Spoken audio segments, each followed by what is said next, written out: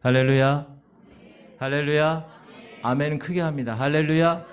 아멘의 뜻이 뭐라고요? 진실로 진실로 그렇게 되기를 바랍니다. 동의하는 거예요. 하나님께서 여러분 사랑하십니다. 오늘 어린이 주일을 맞이해서 여러분의 자녀들, 여러분 하나님의 자녀들을 여러분 가정에 하나님이 허락하신 그 자녀들, 또 자녀 손자 손주들에게 큰 놀라운 은혜와 축복이 임하기를 주의 이름으로 축원드립니다. 아멘. 엊그제가 어린이날이었고 오늘은 우리 모든 한국 교회가 어린이 주일로 지키는 거룩한 날입니다. 오늘날 우리들 사회에 이 어린아이, 이 자녀들에 대한 특별한 행사가 다양하게 치러지고 있죠. 근데 사실 이 같은 행사는 교회에서부터 시작됐습니다. 교회. 어린이 주일을 꽃주일이라고 이야기하는데 한국 교회에서 이 어린이 주일을 지키기까지는 한국에 복음이 들어온 지 얼마 안 되는 시기였습니다. 5월 첫 주일을 어린이 주일 혹은 꽃주일이라고 그래서 자녀들을 위해서 여러 행사를 해왔습니다.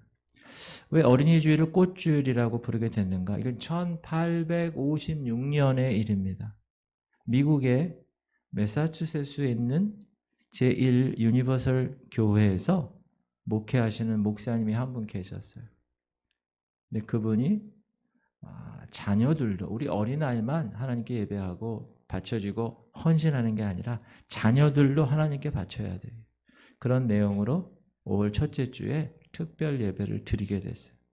근데 그 목사님이 이 강단에 꽃, 샤론의 꽃, 예수 그걸 의미하는 꽃을 여기 이렇게 막 장미꽃을 이렇게. 그리고 그 샤론의 장미꽃이라는 제목으로 설교를 하셨어요. 그래서 그로부터 어린이날을 꽃주일이라고 부르게 된 겁니다.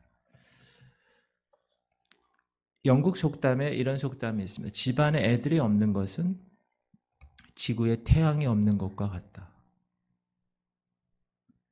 자녀는 과연 우리들 가정의 꽃입니다. 자녀가 없는 가정은 꽃이 없는 화단보다 더 쓸쓸할 것입니다. 또한 자녀는 이 한 나라, 한 국가의 꽃이기도 합니다. 만약에 다음 세대 자녀가 없다면 그 나라는 몇십 년이 못 가서 노인들만 살아가는 노인 천국이 되고 노쇠한 나라가 될 것입니다. 제가 한 20여 년 전에 프랑스에 고민이 있었어요. 프랑스 나라의 커다란 고민이 뭐냐면 프랑스 여자들이 아기를 낳기를 싫어하는 거예요. 그래서 프랑스가 인구가 주는 거예요. 인구가 주니까 계속 외국에서 막 사람들이 오는 거예요. 흑인들도 오고 아프리카에서 오고 이슬람권에서도 오고. 그래서 프랑스 정부에서는 이 산하 제한하지 말고 아기를 자꾸 낳기를 권장하고 적극적으로 그런 캠페인을 벌였어요. 그런데 지금 우리 대한민국에 이런 상황이 되었습니다. 10여 년 전부터 OECD 국가 중에서 출산율이 꼴찌입니다. 출산율이 얼마? 0.78입니다. 두 사람이 결혼하면 두 명의 애를 낳아야 그래야 인구가 세상 말로 또이또이입니다. 그런데 한 명도 안 낳고 0.78명이 낳는 거예요. OECD 국가 중에서 유일하게 1.0이 안 되는 나라가 대한민국입니다. 여러분 아직 자녀를 낳을 수 있다고 생각하시는 분 계십니까? 낳으시기 바랍니다. 자녀를 낳을 수 없다고 생각하는 분 계십니까? 아브라함처럼 기도하시기 바랍니다. 100살에 낳을 수도 있습니다. 여기 한나 90살 낳을 수 있어요. 자녀는 이처럼 가정에서나 나라에서나 존귀한 존재입니다. 그러나 안타깝게 우리 현실은 그 귀한 자녀들이 보이질 않습니다. 지금 제가 만나는 목사님들, 우리 중앙지방의 목사님들 이렇게 얘기를 들어보면 오늘 기도해 주셨는데 교회 학교가 인구가 많지 않은 상황에서 많지 않은데 코로나로 인하여서 더 힘들게 돼서 그걸 회복하는데 너무너무 힘들다는 거예요. 유치원들이 지금 문을 닫고 있고 학교가 지금 막 초등학교가 막 없어지고 있고. 그러면 이처럼 가정에서나 사회에서나 국가에서 마치 꽃과 같은 아름다운 존재들인 이들 자녀들이 어떻게 자라나고 있는가를 알아보는 일은 애들을 키우는 데 있어서 가장 중요한 일입니다. 왜? 자녀들이 나라의 보배고 가정의 꽃인데 만약에 그들이 신체와 정신이 병이 들어 있다면, 그들의 영적인 삶이 문제가 있다면 장성했을 때 그 가정을 상상해 보시고 그 나라를 상상해 보시오. 그들이 이끌어갈 그들의 가정과 이 사회가 과연 건전할 것이냐라는 것입니다. 우리가 보도를 통하여서 우리 주변에 일어나고 있는 갖가지 범죄가 많죠. 살인, 강도, 가정파괴범, 이런 범죄의 상당수가 잘못된 가정 환경 속에서 자라난 10대들이 절반 이상을 차지하고 있다는 사실을 우리는 알고 있습니다. 그것은 우리에게 무엇을 경고해 주고 있는가? 아마도 우리가 10년 전에 우리 자식들에 관해서 큰 관심을 가지고 만약에 신앙적으로 키웠다면 적어도 내 자식으로 말미암은 그런 불행한 일은 일어나지 않았을 것입니다. 우리는 내 집에 있는 내 자녀들에 대해서 이들이 어른이 되려면 아직도 까마득한 일처럼 머나먼 장래 일처럼 여기고 있는 경향이 있습니다. 그래서 그들이 홀로 서는 독립성 키워주지 않아요. 착한 인격을 심어주지도 않아요. 부모들의 허영심에 의해서 그냥 그런 프로그램에 의해서 그냥 굴러갈 수 있게끔만 만들고 있어요. 근데 여러분, 아이들 저도 키워보니까 아이들 자라는데 시간 많이 안 걸리더라고요. 그냥 눈 두 번 깜빡깜빡 감으니까 애들이 다 컸어 벌써. 이야, 아차할 그 찰나에 벌써 부모의 손이 미칠 수 없는 곳으로 가버렸어요. 이미 잘못된 길을 걷고 있는 여러분의 아들과 여러분의 딸들을 부여잡고 막 통곡해봤자 때는 벌써 늦은 것입니다. 철학적으로 인간은 원래가 선하다는 성악설이 있고 인간은 본래 약하다는 성악설이 있습니다. 근데 많은 부모들이 어떻게 생각하는지 아세요? 자기 자식은 원래 착한 아이라는데 의심의 여지가 없습니다. 내 자녀는 훌륭하게 잘 자랄 것이라는 꿈을 가지고 있습니다. 자기 자녀만큼은 성선설에 의해서 티 없이 죄 없이 태어난 아이, 정말 귀한 아이로 생각하고 있습니다. 만약에 그런 아이가 잘못됐다. 그럼 자기 아이가 잘못된 게 아니에요. 다른 사람, 다른 아이의 영향을 받아서 우리 아이가 이렇게 됐다. 이게 책임을 회피하죠. 그러나 성경은 이거에 대해서 뭐라고 얘기하느냐. 그것이 하나님의 거룩한 백성들, 어비됨의 여러분들이 해야 할 일입니다. 성경에는 그럼 뭐라고 있느냐. 성경. 하나님께서 창세기 8장에 홍수로 심판하시죠. 이 세상의 모든 것들. 근데 그때 이렇게 얘기하십니다. 시작. 여호와께서 그 향기를 받으시고 그 중심에 이르시되 내가 다시는 사람으로 말미암아 땅을 저주하지 아니하리니 이는 사람의 마음이 계획하는 바가 어려서부터 악함이라.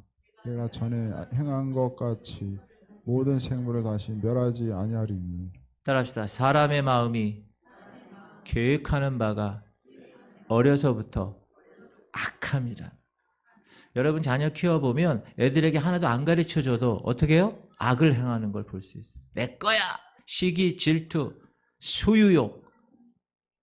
인간은 어려서부터 그들이 생각하는 것이나 마음에 계획하는 모든 것이 악하다. 그렇게 말씀해 주고 있는. 그러므로 자녀들을 그 본성 그대로 놔두게끔 자라거나 자기 멋대로 자라도록 방치하면 그들은 악하게 자랄 수밖에 없는 겁니다. 시편에서 다윗은 이렇게 고백하죠. 시작. 내가 죄악 중에서 출생하였으며 어머니가 죄 중에서 나를 잉태하였나이다. 내가 죄악 중에서 출생했다는 거예요. 출생하면서부터. 여러분 모든 인간은 그들의 조상인 죄인 아담으로부터 피를 이어받았기 때문에 단 한 사람도 의인으로 태어날 수 없습니다. 그러므로 이들을 어떻게 해야 돼요? 교육시켜야 돼요. 훈련시켜야 돼요. 그 문제가 오늘날 사회의 문제고 오늘날 국가의 문제고 작게는 여러분 가정의 문제가 되는 것입니다. 그러면 우리는 이 시간에 성경에서는 자녀들에게 뭐라고 말씀해 주고 있으며 성경에서는 어떻게 자녀들을 보고 있는가에 대해서 알아보도록 하겠습니다. 우리는 흔히 예수님이 십자가 지신 일은 어른들만 상관이 있고 자녀들에게는 아무 연관이 없는 것으로 착각할 때가 있어요. 그러나 우리가 분명히 알아야 할 일은 아무리 어린아이들이라 할지라도 누구든지 예수 그리스도를 믿지 않으면 구원에 이를 수 없다라는 사실을 알아야 합니다. 여러분, 어른들에게 구원이 시급하지요. 예수 믿는 일이 시급한 일이라면 자녀들에게도 동일하게 시급한 일입니다. 여러분 자녀를 한번 지금 생각해 보세요. 예수님은 마태복음 18장에서 자녀들에게 신앙적으로 무관심한 부모들에게 이렇게 경고합니다. 시작. 또 누구든지 내 이름으로 이런 어린아이 하나를 영접하면 곧 나를 영접함이니 누구든지 나를 믿는 이 작은 자 중 하나를 실족하게 하면 차라리 연자맷돌이 그 목에 달려서 깊은 바다에 빠뜨려지는 것이 나으니라. 비록 자기 자식이라 할지라도 그 자식으로 믿음의 길을 걷는 걸 막거나 믿음에서 떨어지게 한다면 그럴 바에야 차라리 그 자식의 목에 돌을 달아 바닷속에 빠져 죽게 하는 편이 나을 것이라는 엄청난 무서운 경고를 하신 것입니다. 예수님은 자녀를 영접하라고 하셨어요. 여기서 영접하라는 말은 자녀들을 그리스도에게 인도하라는 말씀이에요. 자녀들도 믿음으로 구원을 얻어야 한다면 우리는 우리의 자녀의 신앙생활에 대해서 크나큰 관심과 애정을 가지지 않을 수가 없는 겁니다. 부모님들은 자기 자녀에 대해서 먼저 그들의 구원 문제에 큰 관심을 가져야 합니다. 교회에 나갈 주일날인데 그 자식 데리고 공원에 가서 놀러 갑니다. 시험때가 되었으니까 야 교회 나가는 일 잠깐 쉬어 라고 권하는 부모도 있습니다. 헌금으로 준 돈으로 여름철에 아이스크림이나 과자 사 먹어도 그것을 고치려고 이야기하지 않는 부모들도 있습니다. 참으로 자녀들의 구원을 위해선 서글픈 일이 아닐 수 없습니다. 하나님께서는 자녀 교육에 관하여서 분명하게 이렇게 말씀해 주셨습니다. 시작. 이스라엘아 들으라. 우리 하나님 여호와는 오직 유일한 여호와이시니 너는 마음을 다하고 뜻을 다하고 힘을 다하여 내 하나님 여호와를 사랑하라. 먼저 하나님을 사랑하라. 어른들 먼저 사랑하고 그 다음 오늘 내가 내게 명하는 이 말씀을 너는 마음에 새기고 네 자녀에게 부지런히 가르치며 집에 앉았을 때이든지 길을 갈 때이든지 누워있을 때이든지 일어날 때이든지 이 말씀을 강론할 것이며 너는 또 그것을 네 손목에 매어 기호를 삼으며 네 미간에 붙여 표를 삼고 또 내 집 문설주와 바깥문에 기록할지니라. 하나님이 자녀들의 교육을 지침서를 우리에게 허락하신 것입니다. 여러분 우리가 우리 자녀들에게 좋은 거라면 뭐든지 다 하잖아요. 그렇죠? 피아노 가르쳐, 영어 가르쳐, 주산 가르쳐, 태권도 가르쳐. 또 뭐 가르치나요 요즘? 좋다는 거는 다 가르쳐.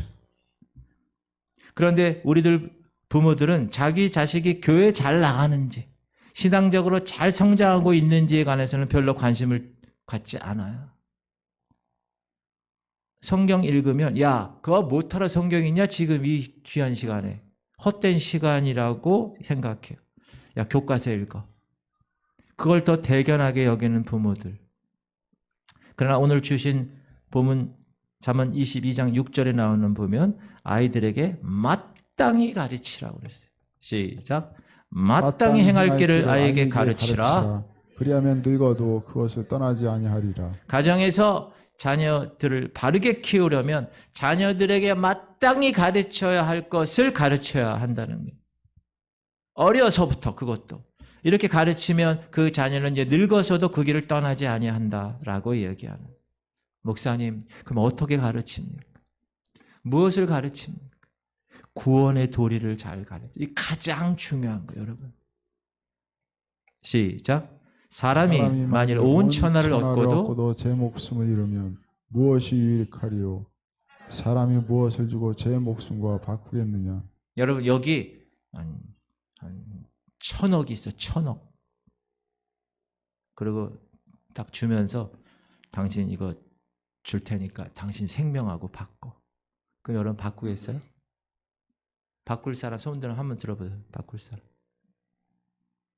사람이 자기 생명을 잃으면 무엇이 유익하겠느냐? 생명을 잃은 후에는 이 세상에 있는 모든 것, 명예, 권세, 재물 아무 소용없습니다. 그러므로 부모들은 자기 자식에게 먼저 구원의 도리를 가르쳐야 합니다. 이건 너무 중요합니다. 왜 그렇죠? 생명과 직결되기, 영원한 생명과 연결되기 때문에 그렇습니다. 자녀들에게 신앙을 심어주는 일은 나이가 어릴수록 좋습니다. 여러분 벌써 초등학교에 들어갈 나이가 되면 어떤 일이 생기죠? 자기 판단과 자기 고집이 생기게 되는 거예요. 자기 의의가 생겨요. 여러분 사람은 원래 나이가 많으면 많을수록 뭐 가르쳐서 변화시키는 게 어렵습니다. 그러므로 어렸을 때부터 자녀들의 마음속에 예수 그리스도를 심어주는 일은 생명을 심어주는 일입니다. 그리고 예수 그리스도를 심어주는 일은 바른 인간성과 인간미와 인간의 사랑과 사람다운 인격을 심어주는 일이기도 합니다. 여러분 기독교 서적도 요즘 질이 굉장히 좋아져가지고 성경 이야기를 주제로 만든 재밌는 만화도 있고 동화도 있어요. 이런 거를 여러분 집에 비치해 놓고 아이들과 같이 읽어주는 거예요.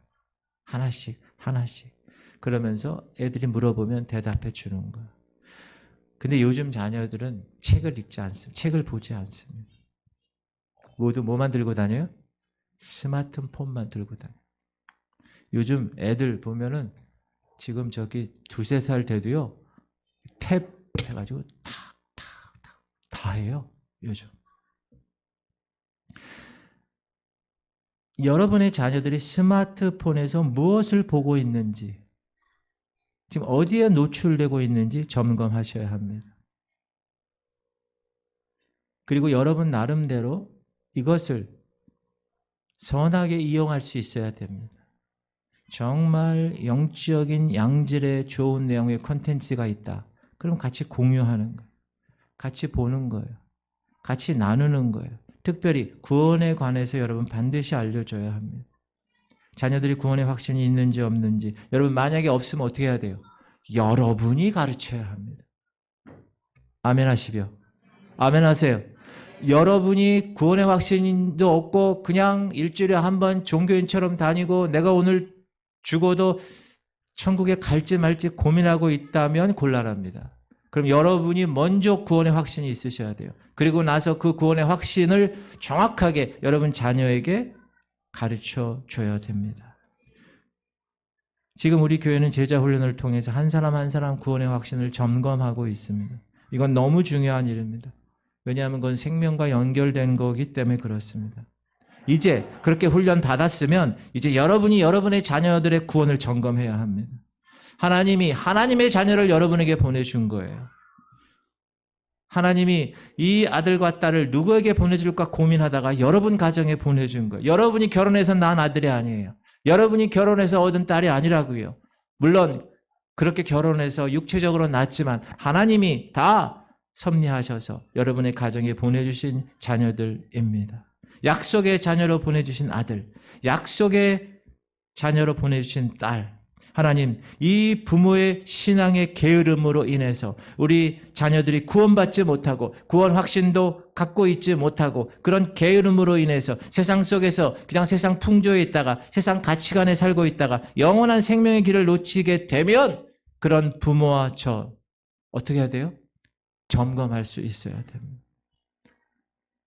제가 간곡히 부탁하는 여러분 자녀부터 구원의 확신을 점검하시고 교회 나오게 해야 됩니다. 여러분 어떻게 하실 거예요? 그냥 그렇게 살다가 그냥 끝나실 거예요?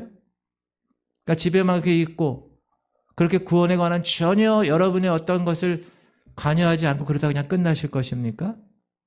어렸을 때 교회 다녀도 마찬가지입니다. 지금 성장했을 때 여러분 점검하셔야 됩니다. 여러분 자녀부터 또 하나의 열매를 맺으셔야 합니다. 다른 사람 전도하는 것 중요하지만 더 중요한 건 여러분의 자녀가 더 중요합니다. 여러분 자녀부터 전도하셔야 돼요. 여러분 자녀부터 구원을 점검하셔야 됩니다. 여러분의 자녀가 구원에 확신이 있는지 점검해야 됩니다. 사랑하는 성도님들, 오늘 이 말씀을 성령의 말씀으로 들으실 수 있기를 주의 이름으로 축원합니다. 그렇게 하셔야 돼요.